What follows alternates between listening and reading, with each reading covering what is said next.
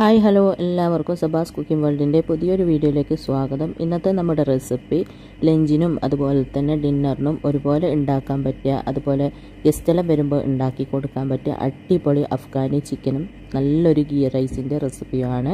അപ്പോൾ നമുക്ക് വേഗം തന്നെ നോക്കാം എങ്ങനെയാണ് ഇത് ഉണ്ടാക്കുന്നതെന്ന്. അതിനു മുമ്പായിട്ട് ആരെങ്കിലും സബ്സ്ക്രൈബ് ചെയ്യാത്ത വീഡിയോ കാണുന്നുണ്ടെങ്കിൽ, അതുപോലെ എൻ്റെ വീഡിയോ ഇഷ്ടപ്പെടുകയാണെങ്കിൽ മറക്കാതെ സബ്സ്ക്രൈബ് ചെയ്ത് സപ്പോർട്ട് ചെയ്യണേ. പിന്നെ ലൈക്ക് ചെയ്യാനും ഷെയർ ചെയ്യാനും മറക്കരുത്. അപ്പോൾ നമുക്ക് വേഗം തന്നെ നോക്കാം എങ്ങനെയാണ് നല്ല രുചിയുള്ള അഫ്ഗാനി ചിക്കനും നെയ്ച്ചോറും ഉണ്ടാക്കുന്നതെന്ന്.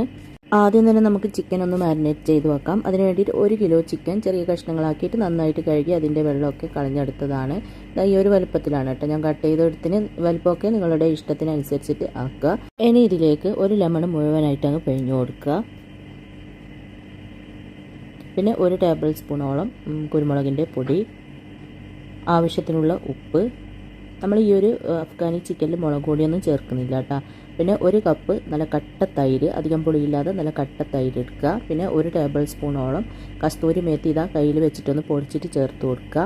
എന്നിട്ട് ഇതെല്ലാം കൂടി കൈ വെച്ചിട്ട് നന്നായിട്ടൊന്ന് മിക്സാക്കി കൊടുക്കണം. എല്ലാം കൂടെ നന്നായിട്ടൊന്ന് മിക്സ് ചെയ്തിട്ടുണ്ട്. ഇനി നമുക്കിതൊന്ന് അടച്ചിട്ട് മാറ്റി വെക്കാം. ഇനി ഞാനിതാ ഇതുപോലെ ഒരു മിക്സിൻ്റെ ജാർ എടുത്തിട്ടുണ്ട്. അതിലേക്ക് ഒരു വലിയ സവാള കട്ട് ചെയ്തതും 5 പച്ചമുളകും ചെറിയ 3 കഷ്ണം ഇഞ്ചിയും 6 അല്ലി വെളുത്തുള്ളിയും, ഞാനെടുത്തത് വലിയ വെളുത്തുള്ളിയാണ്, ചെറുതാണെങ്കിൽ ഒരു 9 എണ്ണം എടുക്കുക. അതെല്ലാം ഇതിലേക്ക് ഇട്ട് കൊടുക്കാം. എല്ലാം അതിലേക്ക് ഇട്ടതിന് ശേഷം വീണ്ടും ഒരു 5 പച്ചമുളകും കൂടെ ഞാൻ ചേർത്ത് കൊടുക്കുന്നുണ്ട്. ടോട്ടൽ 10 പച്ചമുളകാണ് ചേർത്തിന്. ഇതിൽ നമ്മൾ മുളക് പൊടിയൊന്നും ചേർക്കാത്തത് കൊണ്ട് തന്നെ പച്ചമുളകിൻ്റെ കുരുമുളകിൻ്റെ എരിവാണ് ഉണ്ടാവുക. പിന്നെ 1 കപ്പോളം അണ്ടിപ്പരിപ്പ് ചേർത്ത് കൊടുക്കുക. പിന്നെ 1 കൈപ്പിടി ഫുള്ളായിട്ട് മല്ലിയിലയും അതിൻ്റെ നേരെ പകുതി പുതിനയിലയും ചേർത്ത് കൊടുക്കുക. മല്ലിയിലയും പുതിനയിലെല്ലാം ചേർത്തതിന് ശേഷം ഞാൻ ഇതിലേക്ക് ചേർക്കുന്നത് ഇതാ കുക്കിംഗ് ക്രീമാണ്. കുക്കിംഗ് ക്രീം ഉണ്ടെങ്കിൽ അത് 1 കപ്പ് ചേർത്ത് കൊടുക്കുക. അല്ലെങ്കിൽ ഫ്രഷ് ക്രീം ഉണ്ടാവുമല്ലോ, അത് ചേർത്ത് കൊടുക്കുക. ഏതാണ് നിങ്ങളുടെ കയ്യിലുള്ളത് അത് ചേർത്ത്. അതൊന്നും ഇല്ലെങ്കിൽ നിങ്ങൾക്ക് പാൽ ഒഴിച്ച് കൊടുക്കാം. എന്നിട്ട് അടച്ചിട്ട് ഇത് നന്നായിട്ടൊന്ന് അരച്ചെടുത്തിട്ട് വരാം. അങ്ങനെ അരച്ചെടുത്ത മിക്സ് ഉണ്ടല്ലോ, അത് നമ്മൾ മാരിനേറ്റ് ചെയ്ത് വെച്ച ചിക്കൻ ഉണ്ടല്ലോ അതിലേക്ക് ഒഴിച്ചു കൊടുക്കാം. ഫുള്ളായിട്ട് അതിലേക്ക് ഒഴിച്ചിട്ട് വീണ്ടും ഇത് നന്നായിട്ടൊന്ന് മിക്സാക്കി കൊടുക്കുക. ആ ഒരു നമ്മൾ ഒഴിച്ച അരപ്പ് നല്ലതുപോലെ ചിക്കനിലേക്ക് പിടിക്കുന്ന രീതിയിൽ നന്നായിട്ട് മിക്സാക്കി കൊടുക്കണം. നല്ലതുപോലെ മിക്സ് ചെയ്തതിന് ശേഷം നമുക്കിത് അടച്ചിട്ട് റെസ്റ്റ് ചെയ്യാനായിട്ട് മാറ്റി വെക്കാം. വെക്കുന്ന സമയത്ത് ഫ്രിഡ്ജിൽ വെക്കുക. പിന്നെ 1 മണിക്കൂറെങ്കിലും റെസ്റ്റ് ചെയ്യാനായിട്ട് വെക്കുക. സമയം ഉണ്ടെങ്കിൽ 2-3 മണിക്കൂറോളം വെക്കുക. അത്രയും നല്ലതാണ്. ഇനി നമുക്ക് നെയ്ച്ചോറ് ഉണ്ടാക്കാനായിട്ട് തുടങ്ങാം. അതിന് വേണ്ടിയിട്ട് ഞാനിതുപോലെ ഒരു പാത്രം അടുപ്പത്ത് വെച്ചിട്ട് നന്നായിട്ട് ചൂടായി വരുമ്പോൾ ഇതിലേക്ക് 2 ടേബിൾ സ്പൂണോളം ഗീയും 2 ടേബിൾ സ്പൂണോളം വെളിച്ചെണ്ണ ഒഴിച്ചു കൊടുക്കുക. വെളിച്ചെണ്ണയോ ഓയിലോ എന്താണോ ഇഷ്ടം അത് ഒഴിച്ചു കൊടുക്കുക. അതൊന്ന് ചൂടായി വരുമ്പോൾ ആദ്യം തന്നെ നമുക്ക് ഇതിലേക്ക് വറുത്തിടാനുള്ള ഉള്ളി, അണ്ടിപ്പരിപ്പ്, മുന്തിരിയെല്ലാം ഒന്ന് പൊരിച്ചെടുക്കാം. അപ്പോൾ ഒരു മീഡിയം സൈസിലുള്ള സവാള ഒന്ന് കനം കുറച്ച് കട്ട് ചെയ്തെടുത്തിട്ടുണ്ട്. അതിൽ നിന്ന് പകുതിയോളം ഇതിലിട്ടിട്ട് തീ ഒരു മീഡിയം ഫ്ലെയിമിൽ വെച്ചിട്ട് മിക്സ് ചെയ്ത് ഒരു ഗോൾഡൻ ബ്രൗൺ കളറാക്കി എടുക്കാം. തീ ഒരു മീഡിയം ഫ്ലെയിമിൽ വെച്ചിട്ട് മിക്സ് ചെയ്തിട്ട് റെഡിയാക്കി എടുക്കുക. തീ കൂട്ടി വെച്ച് കഴിഞ്ഞാൽ പെട്ടെന്ന് അങ്ങ് സവാള കരിഞ്ഞു പോകും. അതുകൊണ്ട് തീ ഒരു മീഡിയം ഫ്ലെയിമിൽ വെച്ചിട്ട് ഇതുപോലെ മിക്സ് ചെയ്ത് ഈ ഒരു കളറായി തുടങ്ങുമ്പോൾ ചെറുതായിട്ടൊരു കളറെല്ലാം മാറി തുടങ്ങിയിട്ടുണ്ട്. ഈ ഒരു കളറാകുന്ന സമയത്ത് നമുക്കിതിലേക്ക് അണ്ടിപ്പരിപ്പ് ഇട്ട് കൊടുക്കാം. അണ്ടിപ്പരിപ്പ് നിങ്ങൾക്ക് എത്രയാണോ ഇഷ്ടം അത് ഇട്ട് കൊടുക്കുക. എന്നിട്ട് വീണ്ടും ഇത് നന്നായിട്ടൊന്ന് മിക്സാക്കി കൊടുക്കുക. നിങ്ങൾക്ക് വേണമെങ്കിൽ സവാള ആദ്യം വറുത്ത് കോരിയതിന് ശേഷം അണ്ടിപ്പരിപ്പ് ഇട്ടിട്ട് വറുത്തെടുക്കുന്നുണ്ട്, അങ്ങനെ എടുക്കാം. അല്ലെങ്കിൽ ഈ ഒരു രീതിയിൽ ചെയ്തെടുക്കുക. അണ്ടിപ്പരിപ്പെല്ലാം അത്യാവശ്യം കളർ മാറി തുടങ്ങുമ്പോഴത്തേക്ക് സവാളയും കറക്റ്റായി വരും. അപ്പോൾ ഇതാ അണ്ടിപ്പരിപ്പും സവാളയും അത്യാവശ്യം ഒന്ന് കളറെല്ലാം മാറിയിട്ടുണ്ട്. ഇനി ഇതിലേക്ക് മുന്തിരി കൂടെ ഇട്ടിട്ട് ഒന്ന് മിക്സ് ചെയ്ത് കൊടുക്കാം. മുന്തിരി പെട്ടെന്ന് റെഡിയായി കിട്ടും. പിന്നെ കുറച്ച് കറിവേപ്പില കൂടെ ഇട്ടിട്ട് ഒന്ന് മിക്സ് ചെയ്തതിന് ശേഷം നമുക്കിത് കോരി മാറ്റാം. അങ്ങനെ വറുത്തിടാനുള്ള അണ്ടിപ്പരിപ്പും മുന്തിരിയും സവാളയും എല്ലാം ഇവിടെ റെഡി ആയിട്ടുണ്ട്. ഇത് നിർബന്ധമൊന്നുമില്ല കേട്ടോ, ഇട്ട് കഴിഞ്ഞാൽ നല്ല ടേസ്റ്റാണ് ചോറ് കഴിക്കുന്ന സമയത്ത്. ഞാൻ കാണാനൊരു ഭംഗിക്ക് വേണ്ടിയിട്ടാണ് ഇട്ട് കൊടുക്കുന്നത്. അപ്പോൾ ഇതാ ഈ ഒരു രീതിയിലാവുമ്പോൾ കോരി മാറ്റുക. അങ്ങനെ മുഴുവനും കോരി മാറ്റിയിട്ടുണ്ട്. ഇനി നമുക്ക് ആ സെയിം എണ്ണയിൽ തന്നെ ചോറ് വെക്കാം. അപ്പോൾ ഇനി വീണ്ടും എണ്ണ ഒഴിച്ച് കൊടുക്കേണ്ട ആവശ്യമൊന്നുമില്ല. അപ്പോൾ 2 ഗ്രാമ്പു, 2 ഏലക്കായും 1 കഷ്ണം പട്ട ഇട്ടിട്ട് ഇതൊന്ന് മൂപ്പിച്ചെടുക്കുക. നിങ്ങൾക്ക് കൂടുതൽ ഇഷ്ടമാണെങ്കിൽ കൂടുതൽ ഇട്ട് കൊടുക്കാം. പിന്നെ 1/2 ടീസ്പൂൺ ചെറിയ ജീരകവും കൂടെ ഇട്ടിട്ട് നന്നായിട്ട് മിക്സ് ചെയ്തിട്ട് അതൊന്ന് മൂത്ത് വരുമ്പോൾ ഇതിലേക്ക്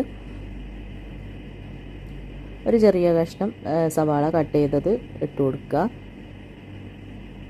എന്നിട്ട് നന്നായിട്ടൊന്ന് മിക്സ് ചെയ്തിട്ട് സവാള ചെറുതായിട്ടൊന്ന് കളർ മാറി തുടങ്ങുന്ന സമയത്ത് നമുക്കിതിലേക്ക് കുറച്ച് കറിവേപ്പില കൂടെ ഇട്ട് കൊടുക്കാം.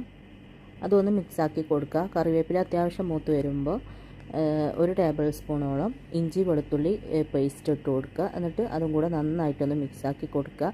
ഇഞ്ചി വെളുത്തുള്ളി പേസ്റ്റ് ഇട്ട് കഴിഞ്ഞാൽ ചോറിന് നല്ല ടേസ്റ്റാണ്.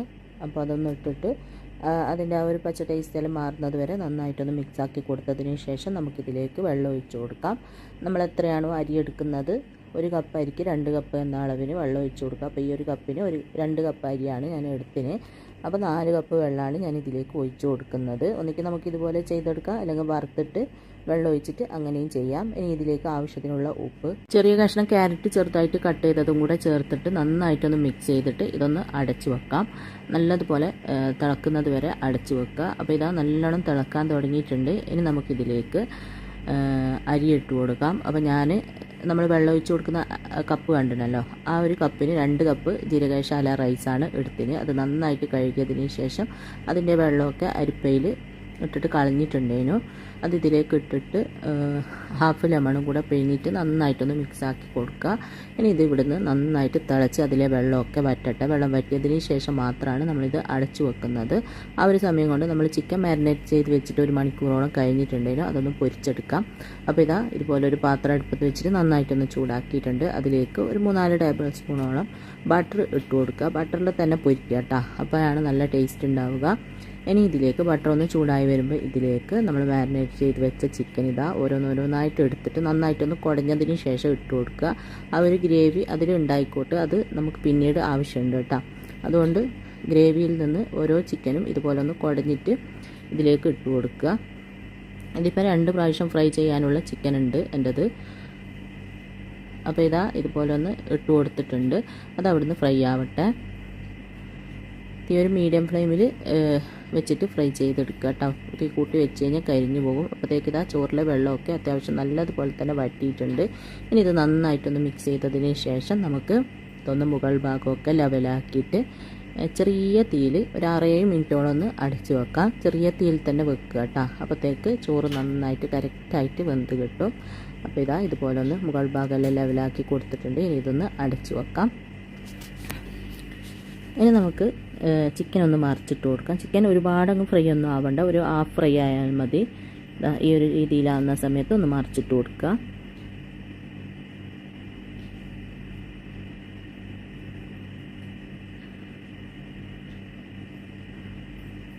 അപ്പോൾ ഇതാ ചിക്കനെല്ലാം മറിച്ചിട്ട് കൊടുത്തിട്ടുണ്ട്. ഇതുപോലെ മറിച്ചിട്ട് കൊടുക്കുക. ഇനി ആ ഒരു മറിച്ചിട്ട ഭാഗവും കൂടി റെഡി ആവട്ടെ. അപ്പോൾ ഇതാ മറിച്ചിട്ട ഭാഗവും കൂടി ഒന്ന് റെഡി ആയിട്ടുണ്ട്, ഹാഫ് ഫ്രൈ ആയിട്ടുണ്ട്. ഇനി നമുക്കിത് ഈ ചിക്കനെല്ലാം എടുത്ത് മാറ്റിയതിന് ശേഷം ബാക്കിയുള്ളതും കൂടെ ഒന്ന് പൊരിച്ചെടുക്കാം.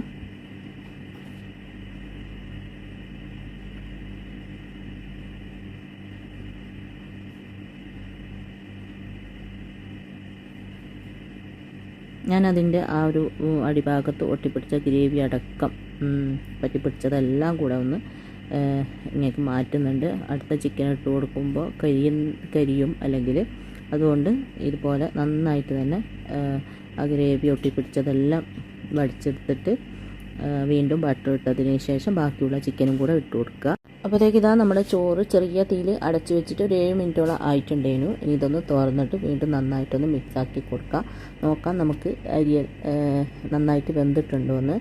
കറക്റ്റായിട്ട് വെന്തിട്ടുണ്ട് കേട്ടോ. ഒട്ടും വേവ് കൂടിയിട്ടുമില്ല, വേവ് കുറഞ്ഞിട്ടുമില്ല, കറക്റ്റാണ്. ഞാൻ ഈ ഒരു അളവിലാണ് വെക്കൽ. പിന്നെ ഞാൻ എടുക്കുന്ന ജീരകശാല റൈസ് ബർദമാൻ റോസിൻ്റെ ജീരകശാല റൈസാണ്. നല്ല അരിയാണിത്, നല്ല ടേസ്റ്റാണ് ഈ ഒരു അരി കൊണ്ട് നെയ്ച്ചോറ് വെച്ച് കഴിഞ്ഞാൽ. അപ്പോൾ ഇതാ കറക്റ്റായിട്ടുണ്ട്. ഇനി നമുക്കിതിൻ്റെ മുകളിലായിട്ട് നമ്മൾ വറുത്തെടുത്ത അണ്ടിപ്പരിപ്പും മുന്തിരിയും കറിവേപ്പിലയും ഉള്ളിയും എല്ലാം ഇട്ട് കൊടുക്കാം. പിന്നെ കുറച്ച് പോമഗ്രാനൈറ്റും കൂടെ എടുത്തിട്ടുണ്ടായിരുന്നു, അതും കൂടെ ഇട്ട് കൊടുക്കാം. ഇടയ്ക്ക് ആ ഒരു മധുരം കടിക്കുന്ന സമയത്ത് നല്ല ടേസ്റ്റാണ്. അപ്പോൾ ഗസ്റ്റെല്ലാം വരുന്നുണ്ടെങ്കിലെല്ലാം ഈ ഒരു രീതിയിൽ ചെയ്ത് കൊടുക്കുക, അടിപൊളി ടേസ്റ്റ് ആയിരിക്കും. എന്നിട്ട് നന്നായിട്ടൊന്ന് മിക്സാക്കി കൊടുക്കുക. അപ്പോൾ ഇതാ നന്നായിട്ടൊന്ന് മിക്സ് ചെയ്തിട്ടുണ്ട്. അങ്ങനെ നമ്മുടെ നെയ്ച്ചോറ് ഇവിടെ റെഡിയായി. ഇനി ചിക്കൻ കറി കൂടെ റെഡിയായി കഴിഞ്ഞാൽ നമുക്ക് അടിപൊളിയായിട്ട് കഴിക്കാം.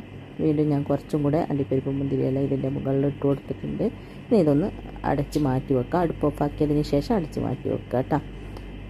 അപ്പോഴത്തേക്ക് ഇതാ ബാക്കി ഇട്ട് കൊടുത്ത നമ്മുടെ ചിക്കനും കൂടെ അത്യാവശ്യം ഹാഫ് ഫ്രൈ എല്ലാം ആയിട്ടുണ്ടേനു. ഇനി അതിലേക്ക് നമ്മൾ ആദ്യം ഫ്രൈ ചെയ്തെടുത്ത ചിക്കനും കൂടെ ഇട്ട് കൊടുക്കുക. നമ്മൾ ഏത് പാത്രത്തിലാണോ ഈ ഒരു അഫ്ഗാനി ചിക്കൻ റെഡിയാക്കുന്നത് ആ ഒരു പാത്രം തന്നെ എടുക്കുക പൊരിക്കാനും. അത്യാവശ്യം വലിയൊരു പാത്രം എടുത്താൽ മതി. അതിൽ പൊരിച്ചിട്ട് അതിൽ തന്നെ നമുക്ക് ഇത് റെഡിയാക്കുകയും ചെയ്യാം. അപ്പോൾ ഇതാ എല്ലാം കൂടെ ഇട്ടിട്ട് നന്നായിട്ടൊന്ന് മിക്സ് ചെയ്തിട്ടുണ്ട്. പിന്നെ ഇതാ നമ്മൾ മാരിനേറ്റ് ചെയ്ത് വെച്ച ആ ഒരു പാത്രം ഉണ്ടല്ലോ, അതിൽ ഇത്രയും ഗ്രേവി ബാക്കിയുണ്ട്. നമ്മൾ അരച്ചിട്ട് ഒഴിച്ച ആ ഒരു ഗ്രേവി ഉണ്ടല്ലോ അതുണ്ട്. അത് ഇതിലേക്ക് ഒഴിച്ച് കൊടുക്കുക. ചിക്കൻ ആ ഫ്രൈ ആയിട്ടാകുമ്പോൾ ഇതിലേക്ക് ഒഴിച്ചതിന് ശേഷം ആ ഒരു പാത്രത്തിൽ കുറച്ച് വെള്ളം ഒഴിച്ചിട്ട് അതും കൂടെ മിക്സ് ആക്കിയിട്ട് ഇതിലേക്ക് ഒഴിച്ച് കൊടുക്കുക.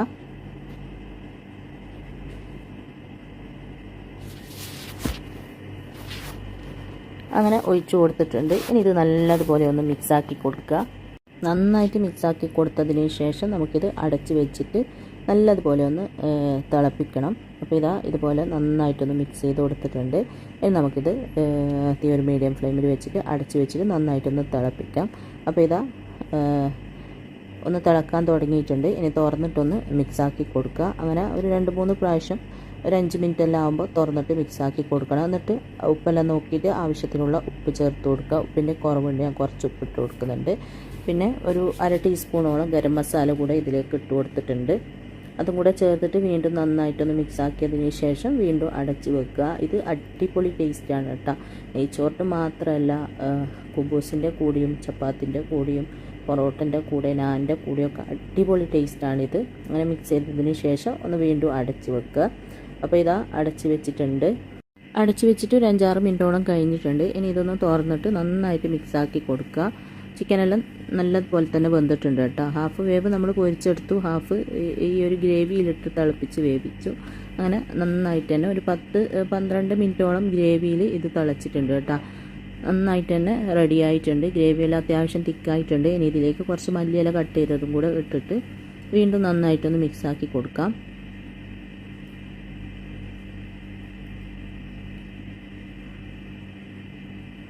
ഇതുപോലെ നന്നായിട്ടൊന്ന് മിക്സ് ആക്കിയിട്ടുണ്ട്.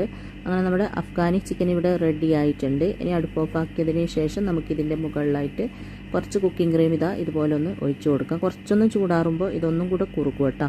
അപ്പോൾ ഇതുപോലെ കുക്കിംഗ് ക്രീം ഒഴിച്ചതിന് ശേഷം നമുക്ക് ചൂടോടെ തന്നെ സെർവ് ചെയ്തിട്ട് കഴിക്കാം. അപ്പോൾ ഞാൻ 2 സെർവിങ് പ്ലേറ്റ് എടുത്തിട്ടുണ്ട്. ഒന്നിൽ ചോറ് നന്നായിട്ട് മിക്സ് ചെയ്തതിന് ശേഷം ഇട്ട് കൊടുക്കുന്നുണ്ട്.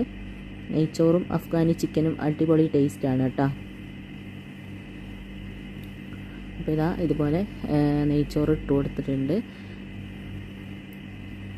പിന്നെ അതിൻ്റെ മുകളിലായിട്ട് കുറച്ച് അണ്ടിപ്പരിപ്പ് മുന്തിരി കൂടെ ഇട്ട് കൊടുത്തിട്ടുണ്ട്. പിന്നെ നമ്മുടെ അഫ്ഗാനി ചിക്കൻ കറി നന്നായിട്ട് മിക്സ് ആക്കിയതിന് ശേഷം അതൊരു സെർവിങ് പ്ലേറ്റിലേക്ക് ഒഴിച്ചു കൊടുക്കാം.